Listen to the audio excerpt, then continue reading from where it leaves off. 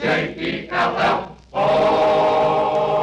The Jell-O program starring Jack Benny with Mary Livingston, Phil Harris, Dennis Day, and yours truly, Don Wilson. The orchestra opens the program with I'm Building a Palace for Alice in Dallas.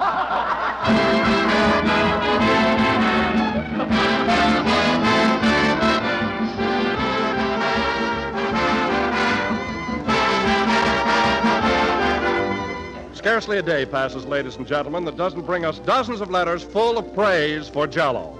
Some of these letters tell us how much children love Jell-O's gay color and delightful goodness. Others report on new and especially tempting desserts that can be made with Jell-O. And still other letters applaud the fact that Jell-O is so easy to make, sets so quickly, and dissolves in lukewarm water. Put all these letters together and you get a picture of a dessert that just can't be beat. A dessert full of rich, tangy flavor, as refreshing as the juicy, ripe fruit itself. And a dessert that takes only a few minutes to make, a few pennies to buy. Order it tomorrow in any or all of Jell-O's 6 delicious flavors: strawberry, raspberry, cherry, orange, lemon, and lime. Incidentally, if you think strawberry, raspberry, and cherry Jell-O taste even better than ever, you're right. Because they now have a new improved flavor obtained by using a natural flavor base artificially enhanced. Start to enjoy Jell-O right away, friends. Ask your grocer for this grand dessert tomorrow and make up a rich, luscious mold of shimmering Jell-O.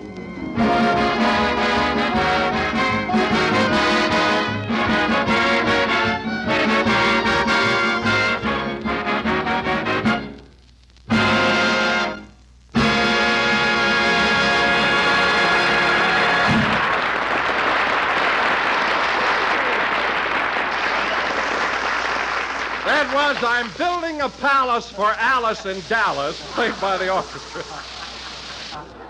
And now, ladies and gentlemen, as there are only 5 more weeks left in the current Jell-O series, at this time I would like to pay tribute to a man who, for the past 30 weeks, has brought joy and happiness into millions of American homes. Well, what's this? A man whose wit, charm, and personality have endeared him to the hearts of his public. Something fishy going on here. A man who every year at this time renews the contracts of myself and the other members of the Jell-O cast. Oh-ho! Jack Benny!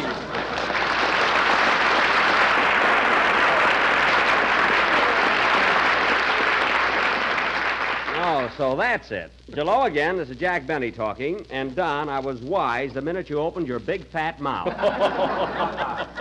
There are only 2 times a year when I hear that malarkey. Christmas time and option time. Well, Don, I suppose you've looked over the contract I mailed you for next season and you're all ready to sign it. On the contrary, Jack, I'm not quite satisfied with some of the clauses in it. What? Yes, Jack, I discussed the matter at home, and the little woman doesn't think my increase in salary is quite big enough. Oh, she doesn't. But, Don, when I spoke to you on the phone, you seemed quite happy about everything. I know, Jack, but after talking it over with the little woman, I feel that you're taking advantage of me. Oh, you feel, huh? Well, Don, let me ask you something. Who does the announcing on this program, you or the little woman? You can expect her any week now. Oh, fine. Now, Don, before the others get here, exactly what kind of a raise do you think I ought to give you next season? Well, here's the situation, Jack. You've been getting a lot of laughs at the expense of my being fat. Uh-huh. And this year, my weekly salary has been at the rate of $2 a pound. Oh. So I think it's only fair that next year I ought to get $3 a pound. $3 a pound, eh? Don, I can get blue ribbon, grade A, Kansas City beef cheaper than that.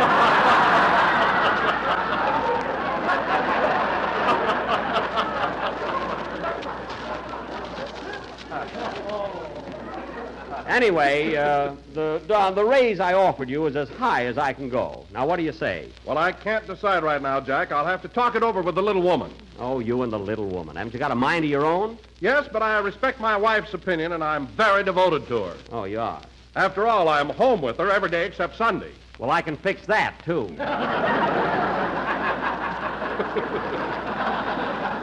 Now, look, Don, I've been very fair about this whole thing. And I think that... Oh, hello, Mary. Hello, Jack. What are you talking about? Oh, Don isn't satisfied with his new contract for next season. He isn't? No. Oh, my goodness. After all you've done for him? Well, that's the way it goes, Mary. There isn't much gratitude in this business. Why, Don Wilson, you ought to be... Never mind, Mary. Thanks just the same. By the way, have you read your new contract? Yeah. What are you trying to do, bring back slavery?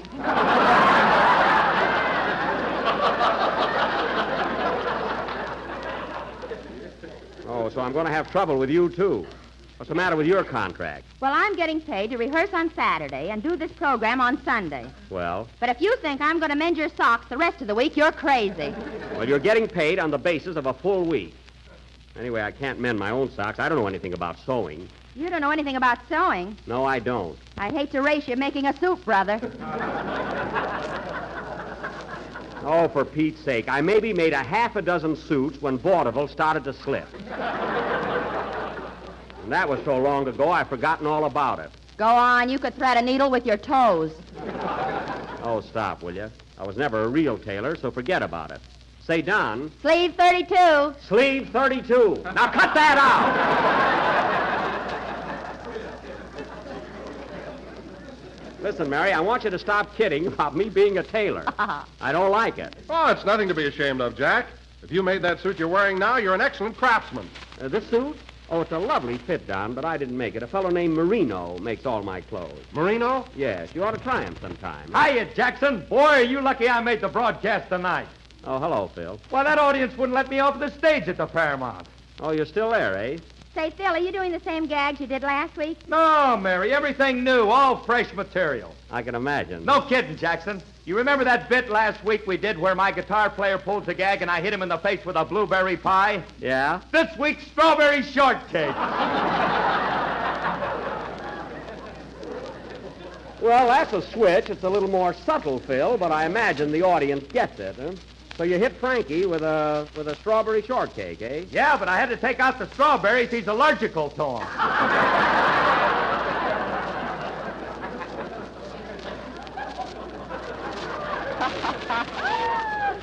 Allergical? Yeah, you know, he breaks out in a rash all the time.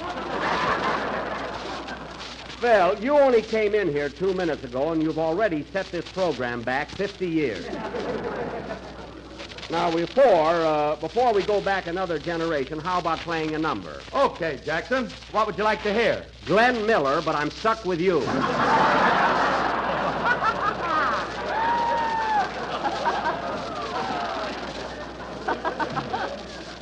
Go ahead. Now, go ahead. Play anything. Hold it. Come in.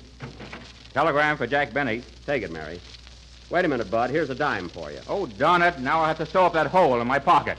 I'd love to have his head for my rock garden.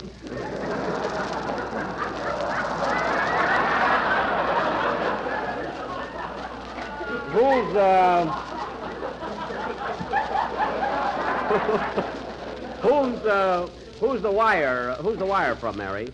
Oh, look, Jack, it's from Dennis Day. From Dennis? Yeah, it says, I'm out in the hall. We'll be in soon. Regards. Well, isn't he a thoughtful little dodo? Play, Phil.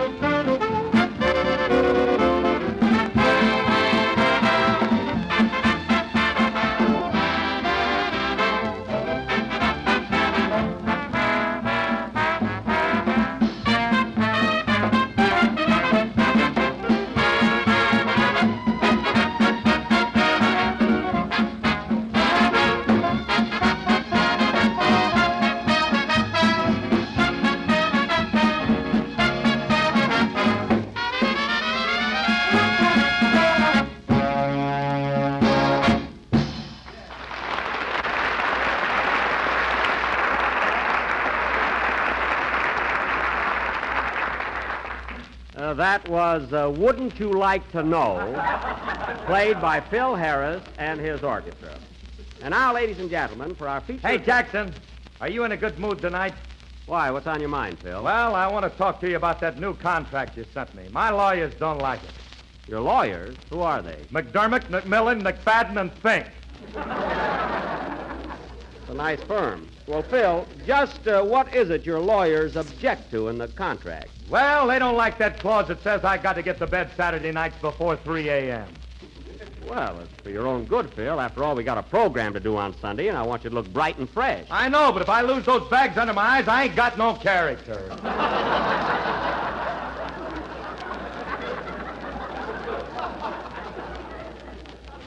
Oh, I'm sorry, Phil, but that clause stands. You'll have to be in bed by 3 a.m. Okay, but you won't be able to call me Twitch no more. I'll just have to take that chance. And now, ladies and gentlemen, as I started to announce, for our feature attraction this evening, the Benny, If You Like Us, Tell Your Friends, Even Though You Lose 'Em players, will present an original detective thriller entitled Murder at the Movies, or No Croaking on the Main Floor. Now, in this gripping drama, Don Wilson will be sergeant of police, and I will be the captain. We knew that. You always have to have the star part. Well, Yeah, Jack, why can't I be the captain? because you're too soft, Don, too sympathetic. Now, you got to be a tough and callous and hard-boiled like I am. Look who's hard-boiled. When the quiz kids left town last week, you cried like a baby. Well, I did feel pretty bad at the station, especially when little Gerard put his arms around my neck and kissed me. That really made me cry. Well, I didn't mind that, but when you got down on your knee and sang a chorus of Sonny Boy, I could have kicked you.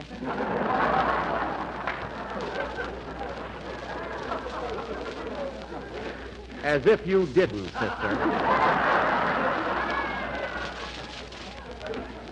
Anyway, getting back to our play, I'm going to be the captain. Now, let's see. Hello, Mr. Benny. Did you get my telegram? Yes, but what a silly thing to do, Dennis. You're only out in the hall. Why send a telegram? Why, am I too young? No, but a telegram. You were right outside here. Why didn't you open the door and yell in? That's old-fashioned. Old-fashioned? You're the kind of a guy that said the automobile wouldn't be practical. What? You better wake up, Bub. What the heck are you talking about? It's the silliest thing. Now, settle down. And as long as you're here, kid, we're casting our play. We're doing Murder at the Movies, and you're going to be the ticket taker. You mean the guy that takes tickets? No, the guy that shovels coal in the basement. The guy that takes tickets. And Mary, you're going to be the girl in the box office, the one that sells tickets. Okay, give me a stick of gum and let's get going. Here you are. Here's your penny. Thanks.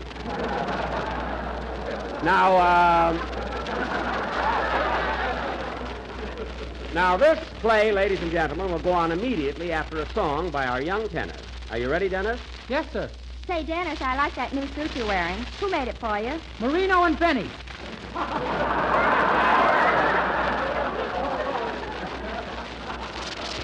All right, Dennis, go ahead with your song. Why, Jack Benny, I thought you weren't making suits anymore. Marino makes them. I'm just the outside man. That's all. Now, go ahead, Dennis. I'll take it. Hello? Hello, Mr. Benny. This is Rochester. All right, Rochester, what do you want? I've been listening to the program, boss, and it occurred to me that we haven't discussed my contract yet. Well, Rochester, you've been working in my house now for 4 years, and I feel there's no necessity for a written contract. Uh-huh. Everything is perfectly clear, and we have what is known as a verbal agreement. Uh-huh. That means we have a mutual understanding. Why put it on paper? The amount of money involved is too small. That's what I mean. Let's get it up.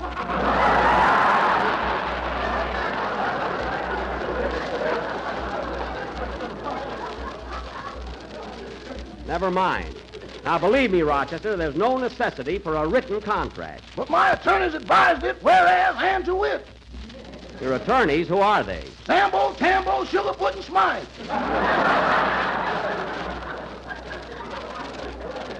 Oh. Well, tell Sambo, Tambo, Sugarfoot, and Smythe to get in touch with McDermott, McMillan, McFadden, and Fink. Let them handle it. That's the same firm. They got a branch on Central Avenue.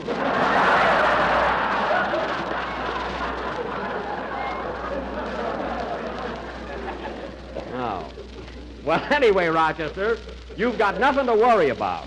I'm giving you a substantial raise next year. Substantial? Yeah. You know what the word means, don't you? I ain't illiterate. I'm skeptical.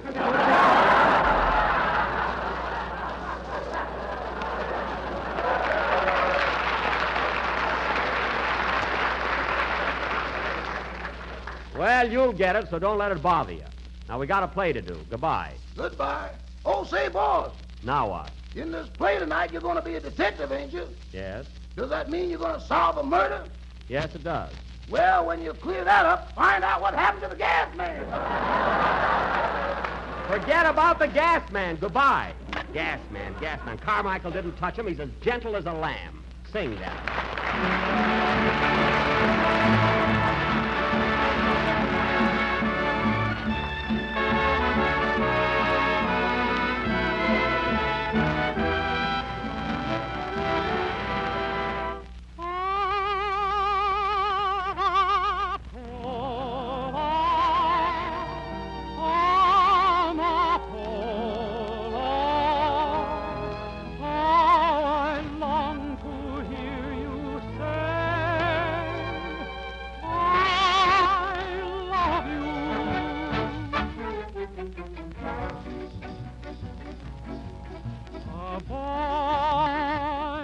A dream upon a distant shore, a maid with a way of whispering, "Si, senor." Each night, while guitars would softly play, the tune seemed to dance round the words that he'd say.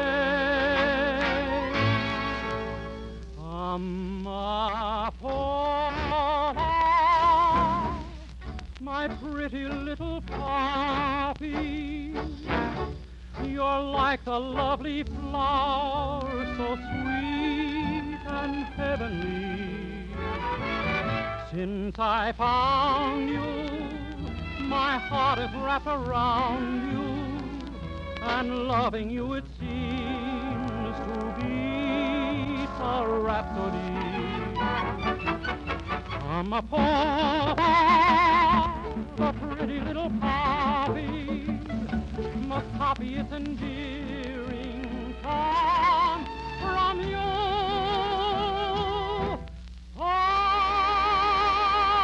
I'm a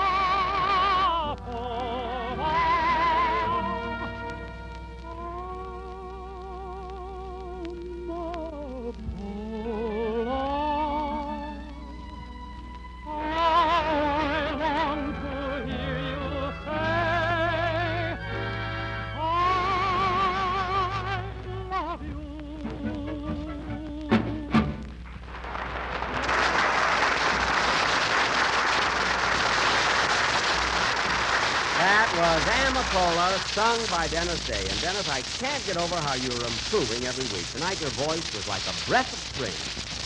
Okay, Don. Dennis's voice was like a breath of spring. Oh, Jack, it's so far-fetched. Don, go ahead. But they're still ribbing me about the one I did last week. Don, Dennis's voice was like a breath of spring. Oh, all right. Ladies and gentlemen, even though you run out of breath, why don't you spring down to your neighborhood grocer and ask him for a package of Jell-O? Keep going, Don. Remember, you've just run 5 miles. When you get there, say to your grocer, "Hey, mister, I want a package of Jell-O." Keep going. I like all 6 delicious flavors. And I don't care whether it's strawberry, raspberry, cherry, orange, lemon, or... Keep going. Lime! I'm going out and get a rub down! Come back here. I never saw such a guy. Say, I rack my brains out trying to think of clever commercials. The least you can do is read them. Gee, you'd think I wrote the corniest material in the world. Next to the corniest, don't forget Strawberry Shortcake Harris. Oh, yes. And now, ladies and gentlemen, for our play, Murder at the Movies, or He Took the Count at the Paramount. Now, the scene opens. The Paramount? Am I the guy that's going to be killed? Phil, if you've been there 2 weeks and no one has taken a shot at you yet, you're safe. Now, the scene opens at police headquarters, where Captain Benny is seated at his desk. Curtain. Music.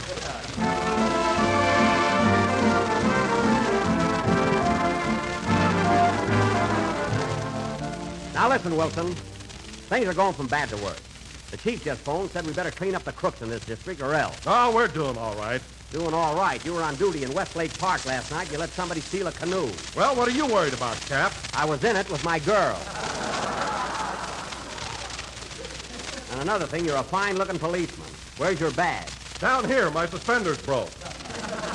Well, put it back where it belongs. They'll fall down. Let him fall. And listen, Wilson, I want action around here. Action. I'm going to fill this jail if I have to put in jukeboxes. That's what. I'll take it. Hello, police headquarters. Captain Benny speaking. Hello, this is Mamie Livingston, cashier at the Paramount Theater. Oh, hello, Mamie. How's Trick? Fine, she just had pups.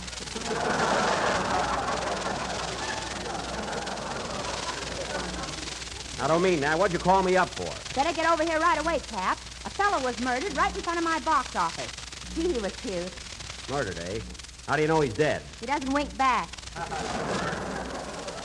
I see. Well, tell me, when did this murder happen? About 3 hours ago. 3 hours ago? Why didn't you call me then? I was reading a movie magazine. Oh. Is there a picture of me in it? Yes, and you look worse than the guy that's laying here. I doubt that. Well, hold everything, Mamie. We'll be right over. Come on, Sarge. A murder's been committed in front of the Paramount. Let's go. Okay, the squad car's right out in front. Good. Pull up your pants. Yes, sir. You drive, Wilson, and we'll find the murderer, or my name ain't...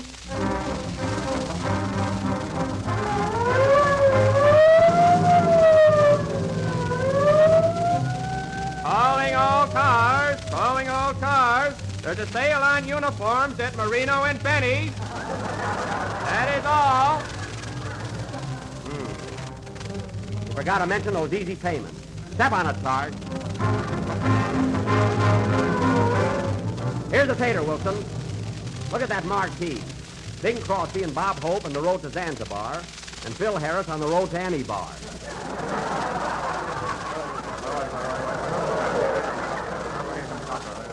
All right, break it up. Stand back, everybody. There's the body, Cap. Guy's dead, all right. Yeah. Get a load of that suit he's wearing. The tailoring is awful. That sleeve isn't hand-stitched. It was done with a machine. I wonder who made it, Cap. I'll find out. Let's see the label. Well, I'll be darned. Who made it? McDermott, McMillan, McFadden, and Fink. Lawsuits and quotes. I was wondering what Fink was doing there.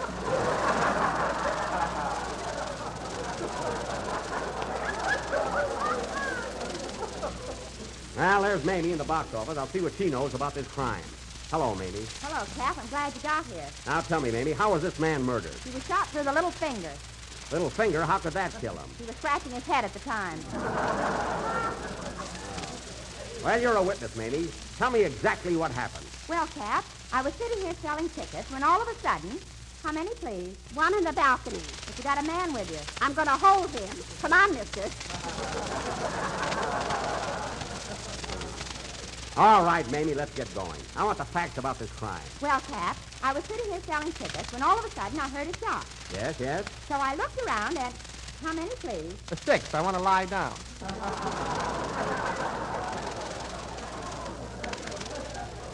All right, Mamie, a shot was fired. You looked around, and what happened? Where did the murderer go? He bought a ticket and went inside. That's all I want to know. Come on, Sarge. We'll go in and get that killer. Right behind you, Cap. Oh, no, you're not. Lead the way. There's the doorman. Hey, buddy, did a man come in here a few minutes ago with a gun in his hand? Yes, sir, he did. Was the gun smoking? Yes, so I made him sit in the loges.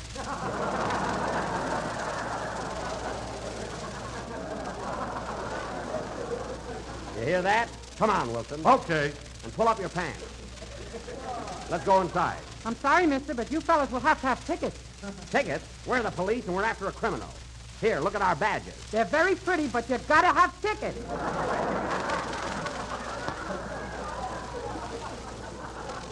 Oh, all right. Hey, Wilson, buy 2 tickets. Okay, Cap. Now, see here, buddy. You have no right to hold us up.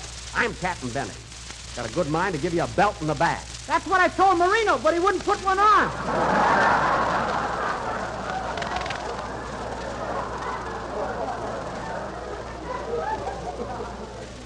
Well, he is stubborn. Now, look. I've got the tickets, Cap. Okay. Here you are, buddy. All your stubs, please. Off of your pants, Wilson. Now, come on. The murderer must be upstairs. Follow me. Okay, here are the loges. Now, let's take it easy. We might corner him. Stubs, please. Oh, here you are. I'm sorry, sir, but these tickets are for the main floor. Now, look here, buddy. We're the law. We're after a desperate criminal, and he's sitting in the loges. Well, if he can afford it, can't you? Oh, all right. What do we owe you? It'll be 30 cents extra for 2 tickets. Here you are. Make a note of that, Wilson. Now, come on. We've got to find the murderer.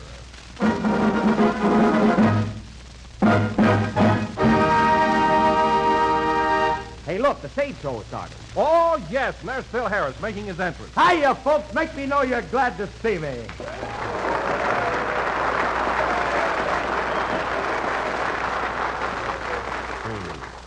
Guess you'll do some of those corny gags now. Come on, Cap, we've got to find that murderer. You look around. I want to stay here a minute. Okay. You know, folks, a funny thing happened to me on the way to the theater. I stopped in a restaurant and said to the waiter, "Do you have frog legs?" And he says, "No, I always walk this way." Ha, ha,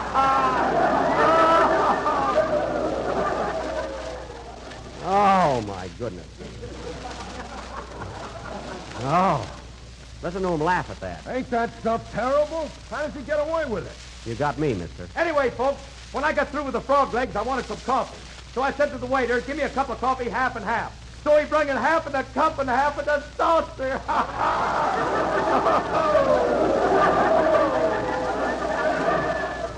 Oh, brother. Isn't that awful? It sure is, buddy. And now, folks, we're going to play a little number entitled, "Papa Gets a Hammer, There's a Fly on Baby's Head." Holy smoke! Hit it, boys!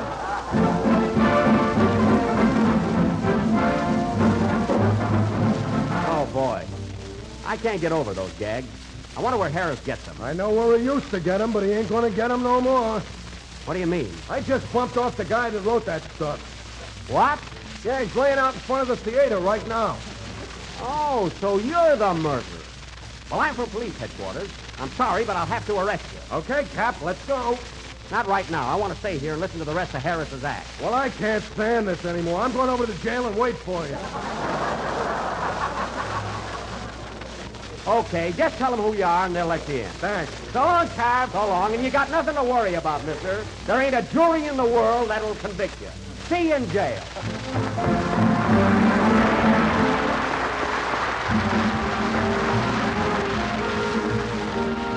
In the past 7 years, ladies and gentlemen, we've broadcast hundreds of Jell-O recipes on this program. And during that time, many listeners have written in to ask us if these recipes are available in printed form. Well, the answer now is yes. Yes, you can now get these very same radio recipes gathered together for your convenience in one of the handiest, most attractive cookbooks ever printed. You'll find the best of these swell recipes in General Foods' new dessert book, a big 48-page collection of the grandest desserts you can imagine. But don't think that's all. No, sir. Not only does this handsomely illustrated book contain lots of luscious Jell-O desserts, it also gives you ideas and directions for making all kinds of other tempting treats. 365 different recipes and suggestions in all, a new dessert for every day in the year. And it's a book that's really beautiful, with its brightly decorated cover and its rich, striking color photographs and paintings. But the only way to tell how good-looking it is to get a copy. So send for yours now. Mail 10 cents in coin or stamps to Don Wilson, care of General Foods, Battle Creek, Michigan. Remember, all you send is 10 cents in coin or stamps. And the address again is Don Wilson, care of General Foods, Battle Creek, Michigan. We're a little late, so good night, folks.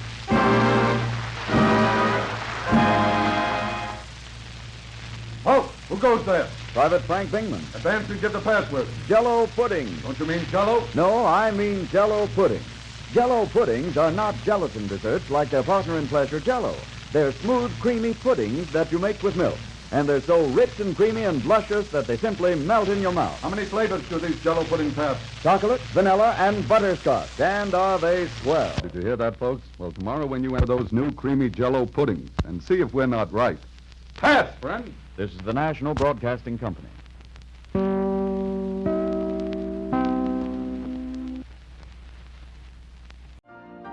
You've been listening to the OTR Gold Network. Find more classic radio at otrgold.com.